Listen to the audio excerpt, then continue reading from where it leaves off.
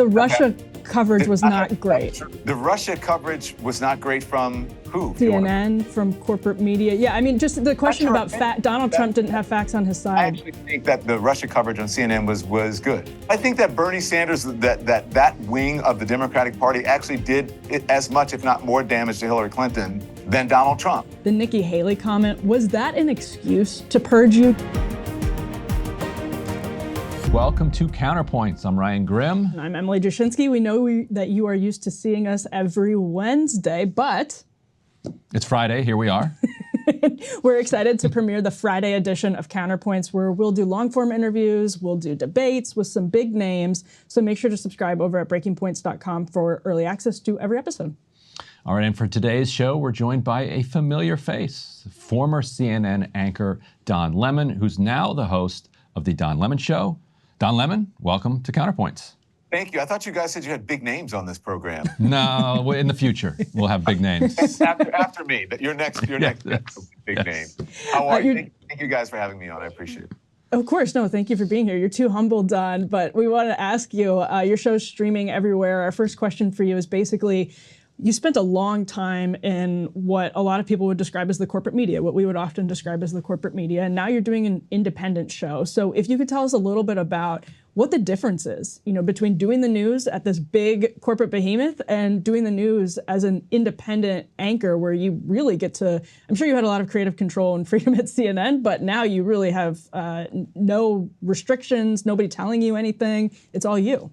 Well, it's two things I think that are most important. One, you said freedom. There's freedom, editorial freedom. I probably had the most editorial freedom at my own network than anyone because of the time of, this was the last show on the air, right? And it was at night, so I had a lot of editorial freedom. And maybe the bosses weren't even watching at that time. So, but I have even more freedom here to say and do whatever I want. And it's mine. I get to cover whatever I want. There was a time when I'd have to ask and get permission from everyone just to be on your show. And they would, it would go through the S&P and they'd say, this is not worthy, this is worthy. I get to decide what's worthy, I get to decide where I go, so I am my own person. But the most important thing, I think, is that this is a community, an independent media. You build a community. It's from it's grassroots, from the ground up. People are actually engaged with you. They feel that you are a part of their family, so to speak. I mean, people do say, I feel like you're a part of my family because I used to go to sleep with you every night, or, and so on and so forth. But also, it's not just me sitting on an anchor desk, pontificating. It's me talking to the viewers, trying to figure out what is interesting, what they want. And also, I have the complete freedom just to be honest with them, and they appreciate that, and just to be myself. I do a show. I do this show, which is in my studio now. And, it's a nice, beautiful studio in Manhattan on Park Avenue. It's great. But the show that gets the most engagement is a show that I do from my living room. I do a live show at 5 o'clock every day, Lemon Live, in my living room, every day, where I talk about what's happening in the news, and I take questions and comments from the viewers live from the comment section. And people are so engaged. They call themselves the Lemon Heads or Lemon Nation. And that's what I really love about it. So that's the most important thing. I get to build a community. It's not just a one-way conversation. And also, I have complete editorial freedom. When you talk to anchors at CNN or MSNBC, so I write for The Intercept when I'm not doing this program, and I'll often be talking to them about stories that we've done, and I'll often hear, God, we could never put that on air. Like, we just couldn't do that. And I'm curious how often you kind of ran up against those constraints as an anchor, and whether it was about ratings or whether there were other kind of political or commercial interests that would require you just kind of internally or within your staff to say, yeah, we just can't touch that? Well, I don't know if I ever had that problem. And I don't want to, I'm not going to disparage my own network because I loved working at CNN. I love the folks there. They're the best journalists in the world, I believe. But as I said, I had more editorial freedom than I think anyone on the network. And if I wanted something covered, then I could cover it. If I couldn't devote an entire program to it, I could devote a segment to it. Or just, I could just come on the air and say, this is important to me. And I would just say it in a monologue and then be done with it. But when you work for company A, you do things the way company A does it. If you work for company B, you do things the way company B does it. And I think that we develop, regardless of what network we're in, we develop sort of, we have this myopic lens. We have blinders that we do things the way that it is done. And I find that since I've left, that my media appetite and my media diet has, changed. And so I feel like I feel like I'm much more aware of what's going on in the world because I'm not just focusing on what are the big things in the news that are going to make air on this particular network. And so there were things, there were things that I would like to cover, but they just didn't bubble up high enough right into the things that we were discussing on the network. And I'm not sure that's necessarily bad. That's just the way that it was done. If you look at Fox has, they have a different editorial plan or edict than CNN. CNN has a different one than MSNBC, ABC, NBC, CBS. For the most part, they're the same when you come out, they're covering the same stories, but they somehow do it differently because they do it the way that their company does it. So it wasn't really a problem for me, but I understand your question. There are certain things that just probably didn't bubble up. And when we were thinking about this interview, Ryan had an idea to play this clip of Noam Chomsky that is really popular on the left, but this is kind of a perfect segue into it because he talks about the Chomsky theory, whether or not you agree with it, Don, it's interesting, is that basically a lot of the different cable networks speak in one voice ultimately because there's almost a class bubble that a lot of journalists, especially at the cable networks, find themselves in. So let's just roll this 1 minute of Noam Chomsky, and then we'll get your reaction, Don. And I have to say, I think I know some of them. Well, I know some of the best and best-known investigative reporters in the United States. I won't mention names, because whose attitude toward the media is much more cynical than mine. In fact, they regard the media as a sham, and they know and they consciously talk about how they try to play it like a violin. If they see a little opening, they'll try to squeeze something in that ordinarily wouldn't make it through. And it's perfectly true that I'm sure you're speaking for the majority of journalists who are trained, have it driven into their heads that this is a crusading profession, adversarial, we stand up against power, a very self-serving view. On the other hand, in my opinion, I hate to make a value judgment, but the better journalists, and in fact the ones who are often regarded as the best journalists, have quite a different picture, and I think a very realistic one. How can you know that I'm self-censoring? How can you know that you're journalists self-censoring. I'm sure you believe everything you're saying, but what I'm saying is if you believe something different, you wouldn't be sitting where you're sitting. Hey, Don, had you seen that clip before? What'd you think? I hadn't seen that clip before. Well, listen, I mean, Noam Chomsky, I would not want to go up against him, right? I think he just basically sort of said what I said in different words. If you see something or you believe something, you find an opening, you sort of squeeze it in, which is basically what I was saying in my previous answer to you. If there was something I found important, I would find a way to get it in. And obviously, look, I'm no longer, in traditional legacy media. So he says, if you believe something, if you believe differently, you wouldn't be sitting where you're sitting now. So I'm not sitting where I was sitting before. So obviously there was something that I believed. And I have a question on that actually, because I don't think either of us is interested in getting into any drama with your old network, but I do think the Nikki Haley comment I found it hilarious, frankly, but we don't have to get into it. All I want to say is, was that an excuse to purge you? Do you feel like do you think that your former colleagues cared deeply about Nikki Haley's feelings, or do you think that was sort of a fig leaf to start purging maybe allies of Jeff Zucker? What's your read on that whole situation? Because you did, I think, apologized for it, and everything sort of spiraled from there. It seemed like, from the outside at least. Look at my face. In your prime. I will let your comments stand. If you think, I think that you are a very smart woman, and I will just let it stand. In her prime, Sounds no good. doubt, right? Of course. One of the criticisms I had of CNN over the years is around its coverage of the kind of left wing of the Democratic Party, and in particular, missing the kind of the energy behind the 2016 Bernie Sanders campaign, and then missing it again the second time around. 2020, Bernie Sanders almost seized the nomination. And it seemed to catch the media flat-footed both times. I'm curious what your editorial meetings were like throughout 2016 and 2020, or was there just so much Trump that there just wasn't kind of the oxygen for the Democratic primaries? Well, I want to make sure I understand what you're saying, Brian. What are you asking me, that you think that Bernie Sanders wasn't given his due in traditional media? Is that what you're saying? You're asking? Yeah, and let me tell you a little story about that real quick. Like, so in February of 2020, you remember Rebecca Cutler, the old head of CNN talent?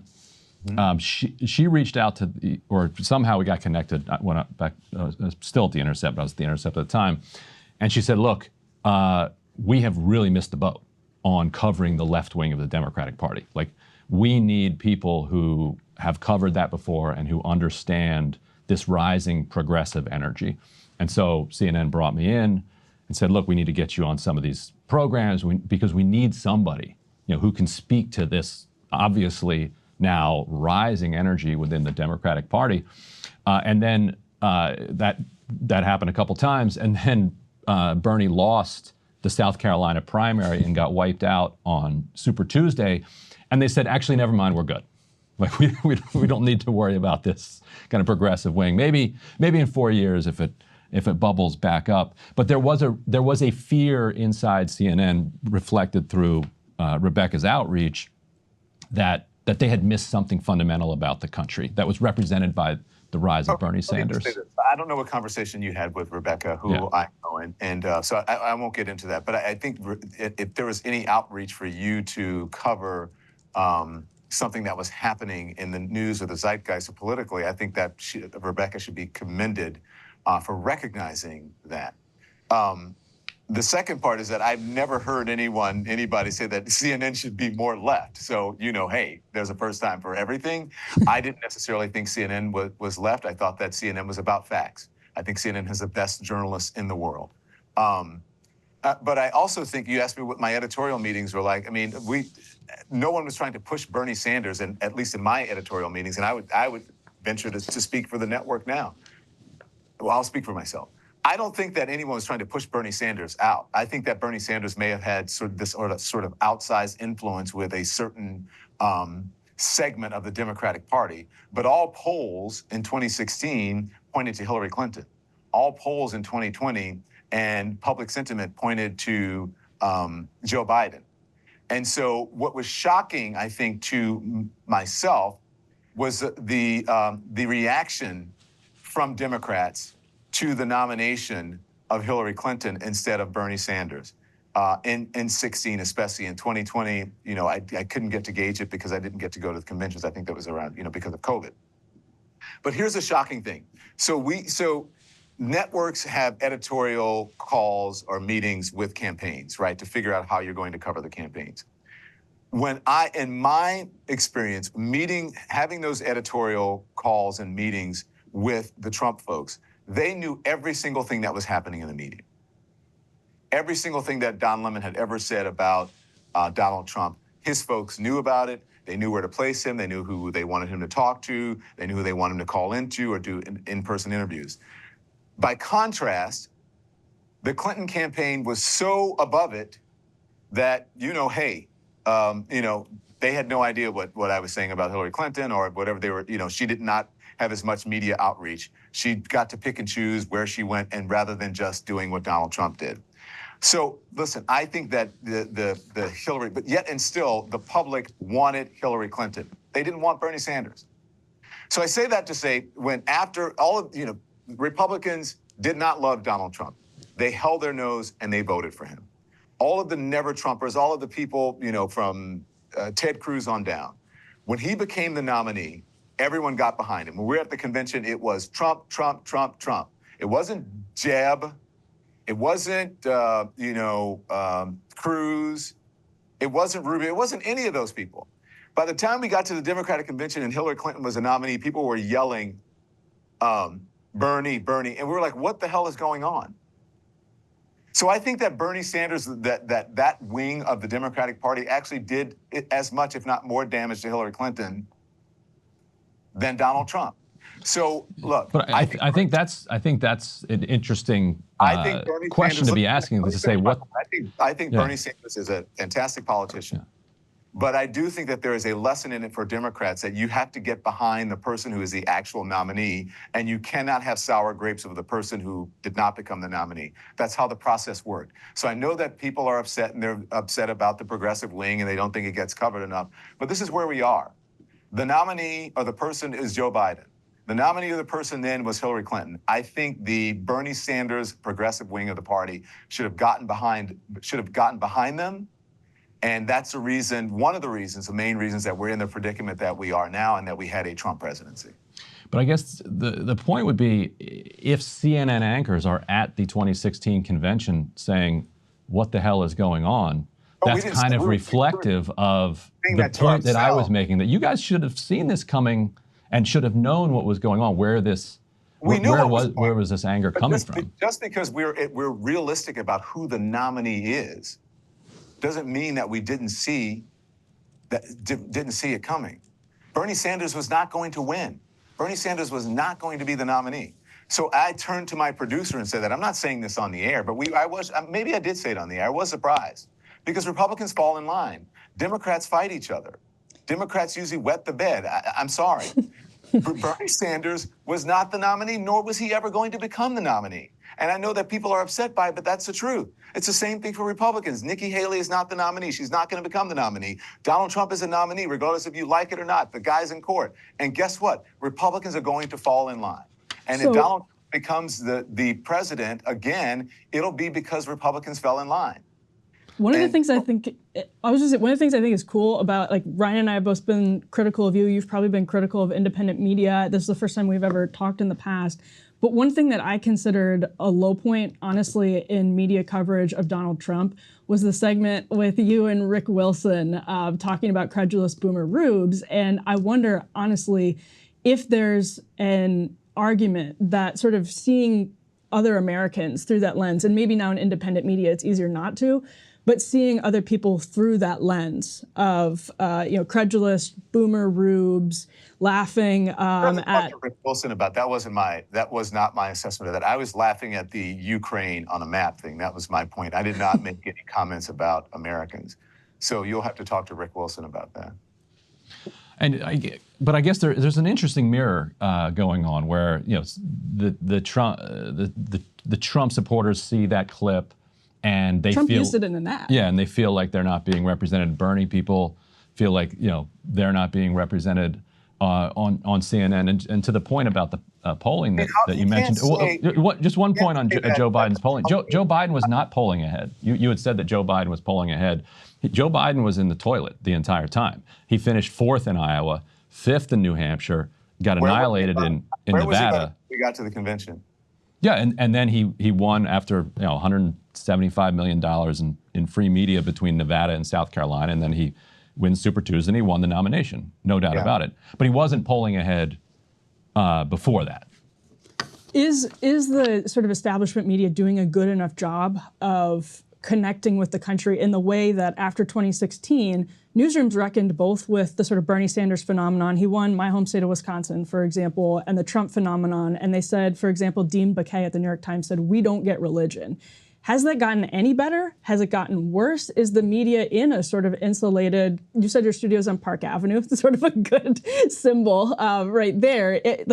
Do people in the media know people, love people, respect people? My studio's on Park Avenue. What does it have to do with anything? I mean, your studio's in Washington, D.C. Park Avenue is part of America. I don't disagree with that. Stephanie Rule said the same thing, actually, but I am asking you, basically, we make an effort to talk to people in different parts of the country. That's all I'm asking. Does the media do a good enough job of, on a class basis, I think the media does a great job of talking to people from all parts of the country. I mean, when I turn on, look, I'm not in legacy media anymore, but when I turn on legacy media, I see the left wing of the Democratic Party overrepresented. I see the right wing of the Republican Party overrepresented. There's always panels about what do MAGA people think. Nobody understands those people, and that they're overrepresented in media. The same thing happened with the Bernie Sanders thing. The Sanders, the left wing of the party, it's overrepresented. Bernie Sanders is not getting a fair shake. I think that it's overrepresentation. I just think, listen, it's time to move on. Bernie Sanders was not the nominee in 2016. We cannot go back and litigate it. Trump's the nominee now. Trump got a lot of, unearned media or earned media in 2016. It's over. We can't go back and litigate that. The same thing with 2020. That's over. We can't go back and litigate it. What we can do is try to be better moving forward. So I do feel, honestly, now that I'm in independent media, I do think that the fringes of the parties, both parties, are overrepresented in the coverage in independent media and in legacy media as well. So why do you think legacy media is fading and independent media is rising? What's your theory of that case? Well, I don't think it's because they're so terrible the way that they're covering the news. I think they do a really good job of covering the news because they have a ton of resources. I just think it is the way, I think it's the advertising around it, because media is so fractured now. There are other places for advertisers to put their money. And so, and there are just other, it's just other forms of media. Now you have way more channels. It used to just be, you know, you had three, ABC, CBS, and NBC, and then cable came along. And then all of a sudden the internet came along, and then social media came along. I just think it's fractured. So I'm not saying, I don't believe that it's some indication that traditional media is bad and therefore people aren't tuning in. I just think there are more places to tune in now, and so the audience is shrinking. Also curious if you've talked to Elon Musk since he canceled the partnership. Have you heard anything from him at all? You know, I have a text message from him right now. No, I haven't. Well, on that note, actually, Ryan has done some reporting on this, Elon's censorship in different parts of the world with X. What do you think is the right balance when it comes to content moderation? It's obviously one of the biggest challenges facing lawmakers, facing businesses, executives in Silicon Valley. You now have a show that is on some of these streaming platforms. How do you think about, you know, what that sort of balance between disinformation and just allowing people to speak and get everything out there? Elon's doing that sort of in the States now, not necessarily in other parts of the world, but what do you make of that, Don? I'm not sure what your question is. If you can just tell me what. I guess, put it this way, like one of the disputes that you had with Musk was the definition of censorship versus moderation. You would say there ought to be moderation. He was saying anything beyond taking down, you know, illegal posts is censorship. So where would you draw the line? Let's say all of a sudden Saudi Arabia comes to you and says, "Here's $45 billion. We actually want you to own Twitter rather than Elon Musk." How would you go about I think platforms figuring out the difference? I think platforms that have moderation obviously do better than platforms that don't. If you look at what's happening with Twitter now, then one would understand that. If you look at platforms that moderate, even the independent media who's on YouTube has moderation, right? Even TikTok, that I know people are upset because it's China owns it, but there's moderation there. There's moderation on Facebook. There's moderation on Instagram. And I think that I would draw the line at hate speech. I would draw the line at anything that is that puts people in danger. And I would draw the line at when people who go into synagogues or churches or supermarkets say that they admittedly became radicalized in part because of social media. I think you need to look at that and you need to take it seriously. So I would draw the line at that. And if you want to say it's okay, look, it's Elon Musk's park. It's his bat and ball. He can do it whatever he wants to do with it. But I do think that you have some degree of responsibility to keep people safe, and you should be responsible enough that you listen to those who disagree with you, and that you have different voices on your platform. Every organization has rules that must be followed. And if you're going to be on that platform, then you need to follow the rules. He even has content rules on his platform. And the content rules on his platform should be followed. And if they're not, then why are they there? So I think you would draw the line really at hate speech and anything that puts people's lives in danger. And a lot of what's on social media does that. And the Constitution protects a decent amount of hate speech, if not most hate speech. So do you think it's for a business reason? Because I actually think that's an interesting argument, that for a business reason, these platforms should be engaged in content moderation because their consumers feel unsafe, feel miserable when they're on these platforms that are riddled with hate speech? Or is it just sort of ideologically, maybe it's a combination, we should keep people from hate speech? People should be protected from hate speech, whether... I don't think content should be, pushed to young girls that make them feel less than. I don't think that content should be pushed to young men that makes them feel that they, can go and shoot up supermarkets and kill people, kill Jews, kill blacks, kill gay people. So I think for human reasons that there needs to be moderation. I think for common sense, there needs to be moderation. That whole idea that free speech is wild wild west. I think that's BS. I don't think that's what our founders meant when they said freedom of speech. You're free to say whatever you want, but you must suffer the consequences. We had Seymour Hersh on this show last year talking about his reporting that implicated the CIA in blowing up Nord Stream pipeline. Is that beyond the bounds of disinformation from your perspective? Because there are some people that would say this is Russian propaganda, this is disinformation. Is that something? How do you sort of beyond hate? I think it has to be true if it's going to be on your platform. And again, people can create the rules of whatever they want to on their platform. Your organization, whatever organization you belong to, you have rules. I have my own rules. CNN has rules. MSNBC has rules. Fox has rules. Exxon Corporation has rules. Everyone has rules that their employees or people who are going to take part in whatever platform that they have, or if you're going to work there. They have rules, and I think you need to follow those rules. And I think that company gets to set what those rules are. But I think at the very least, especially when it comes to journalism and it comes to the freedom of the press, that before you put it out there, you need to figure out whether it's true or not. You just can't throw it out there and expect it to be okay. I don't believe that, and I think most sane people would agree with that. Let me ask you a totally unrelated question. Just personally, my strength lies in kind of writing and reporting, kind of behind a desk, typing away. Ink-stained wretch. Ink-stained wretch. The whole TV presenting thing is not like it's not the thing I'm really good at. You're quite good at the whole TV thing. Even people who would disagree with whatever you're saying, like as a presenter, you're quite skilled at it. So, what tips do you have? For people like me and Emily, who this isn't really our thing, but we find ourselves in front of this camera anyway. Look, my tip is that you should just be yourself. And, if I can just be honest, you guys were saying, where's the teleprompter before? Like, I would say challenge yourself. You don't need a teleprompter. I just think that you should be Ryan and Emily. And I also we did skip the teleprompter, actually. We did it live. Ryan and Emily. But I also think, listen, I'm just going to tell you, there were many things, and there are many things in the media that I disagree with, but I'm also tethered to reality.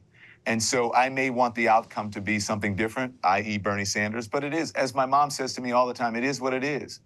And so when it is what it is, you make your case, you argue it or whatever, and then you move on. And so I think that many times, especially in independent media, I find people getting stuck in arguments, in old arguments, in things that are no longer in the zeitgeist and are no longer important anymore. And I think it's important so my advice to you would be to get with the program, to go out and talk to those people who are on college campuses to see why they're on, either for or against protests, no matter how you feel about it. To talk to the politicians. I would encourage you to talk to more people who are in traditional media. And if you can change their minds about certain things, I would say do it. I would say go on those shows. But I would say the most important thing is to have an open mind about everything, about guests who come on your program, about what you're talking about, of what you're trying to convey to the audience. It's just to have an open mind and to be curious, be less judgmental and more curious. I think that's good advice. Well, I was hoping for tips more about how to deal with all these cameras and the studio setting and this. You should see the tie you took off before the transitions. Okay, so all the basics of this stuff. Let me just tell you this, okay, Ryan. I'm wearing a light blue shirt, right? Dark shirts don't really work that well. See, that's the kind of stuff I need. You need a nice white crisp shirt. Always looks good with a nice tie, right? Excellent. Blue suits, black suits on television are a little drab and stated a little too. Now we're talking. So you need do a blue suit, or like me, do something that's on the blue or that gives a little pop of color. Don't be afraid. Don't think it's good. Excellent. People think that you're, you know what I'm saying? Wear something that's a little bit out, that maybe your manhood is being questioned because you wear something that's I'm comfortable with the manhood, so I'll go with that. Yeah. And also a nice haircut. Haircuts everything when you're a guy. Make sure you keep it neat and clean. He gets accused of having a toupee. Yeah, that's but true. it is real. Much like Trump, real hair. And I am never going to criticize what a woman wears because you guys get enough of that. I like to do that to the guys because they don't know how you ladies live. You got to go to hair and makeup. I could wear. Ryan, you can wear that suit every day and no one would ever question it. In fact, I do. Yeah. Every day she would get shit from everybody. Yeah. Is she wearing the same thing? She doesn't dress up. She doesn't, what's going, what is she doing with her hair? Guys don't get that. You could just be, Well, I'm the exception, but yeah. Hashtag blessed. Am I right, Emily? You're totally right. I know we're running to the end here, but Don, I have one question about something. Actually, it was Tucker Carlson said recently that, I don't know if you guys overlapped at CNN, but he said recently that social media really changed the way people on cable news had conversations, that before social media, you sort of were able to speak more freely because you weren't constantly thinking about how things were going to get clipped on Twitter, now X, or at the time Facebook. And it just kind of, I mean, I know that you're putting your show actually on X, on all of the streaming platforms now. So I think journalists have adapted. But I'm curious what you think of that. Do you feel like there was an era in media where people actually could have more open conversations without the fear of sort of getting written up, whether it's, conservative media, liberal media, the blogs, and it was easier to talk to people? I don't think it's just media. I think it's everywhere. I think, even, in Washington, I think our leaders are afraid of being criticized. It used to be, now people don't care anymore because it doesn't have the outsized influence that it once had with Twitter. People would be concerned about, oh my gosh, people on Twitter are going to kill me. I'm going to be trending or whatever. People used to worry about it. I don't think they worry about that anymore. But I think that happens everywhere. I think that happens in Hollywood. I think that happens on television for sitcoms. I think that happens for comedians. If you want proof of that, I think, go back and look at the episode of SNL with Chevy Chase and Richard Pryor talking about the N-word, right? Where they actually use the word. You can't do that on television anymore. I wasn't, but I do think people were, journalists are afraid of, being, getting criticized on Twitter. I think maybe there are probably executives who were afraid of criticism on social media because they're afraid of advertisers. I think that does happen. So yeah, I think it happens across all media and throughout all industries that people are concerned about, their presence on social media. I don't think that that's any secret, nor is it, I don't think it's any big revelation. I'm curious, when you're out in the world and engaging with the public, what are the kinds of questions that you often get? Like when people recognize you, they come up to you, they want to say something. Selfies? Can I get a selfie? Usually, look, let me tell you, I was in cable news. So guess what people say to me when they first see me? I see you in the airport all the time? No, not at all. No. My mom loves you. My grandmother loves you. Can I get a picture and send it to you? So that you got the idea of the age range of the people who are watching. Now that I'm in independent media, people say, people talk to me about what I'm doing now because young people are actually tuned into social media. They're tuned into YouTube. Some of them are on X now, not as many as before. But I think that people actually get recognized more now recently, in recent years than when I was on CNN. Before, after the pandemic, after Donald Trump, after George Floyd, there was a time when I could not walk down the street without people. And then that sort of faded because, that just sort of goes away. You're not in people's living rooms. But people were at home during the pandemic, so all they were doing was watching CNN, and I was on all the time. And so now, just getting back to normal times, I think people recognize me now more from social media and digital streaming media than they do from when I was in traditional and cable. Yeah, that's super interesting, especially the younger audience part of that. And actually, one question I had for you was about I don't know. They just asked me, what are you doing now? I miss you on CNN. Where can I see you? Yeah. You lived through a really seismic change when it comes to not just CNN, but kind of the media in general. And it was fascinating watching it from my perspective because I was always part of this kind of left wing of observers who was saying mainstream media needs to drop this like fake objectivity, this view from nowhere, this view from God, and acknowledge that they have biases and speak from that perspective and earn trust that way. That was a very commonly held view, for many years on the left. And then CNN and put aside MSNBC, CNN really did that during the Trump administration. And I remember agreeing with a lot of what CNN was saying, disagreeing with a decent amount of it, particularly the endless focus on Russia. But I also remember thinking, whoa, that's a little bit much. You guys are starting to sound like kind of a Democratic mouthpiece. And I also recognize, like, they're doing kind of what I asked them to do for years, but now that they're doing it, not so sure I like it. And I'm curious what it was like for you to be involved in that. You're biased, Brian. Well, I am. I am. So, yeah. Listen, I don't like that. I don't believe in that whole, I don't believe in the premise of listen, I'm not trying to be confrontational. I don't agree with the premise of what you're saying and when people put it in that context. Because listen, we all view life through a certain lens, whether we're journalists or not, whether you're a woman, a man, black, white, Jewish, Palestinian, whatever. We all view the world through our own lenses. And it is okay to come to be a journalist and to have a point of view. That's okay. It is actually okay to be a journalist and have an opinion. There's opinion journalism. So I don't believe in that BS about, journalists just have to sit there and go, what do you think? What do you think? Okay, fine. That's not how it works. I think that, I said you were engaged. I think that when that was the zenith, I believe, of CNN during that time. And it may have looked, I think, that we had moved to the left or that, we were somehow becoming an arm of the Democratic Party. That was only because of the Republican side and mostly Donald Trump and the MAGA wing of the Republican Party. The facts were not on their side.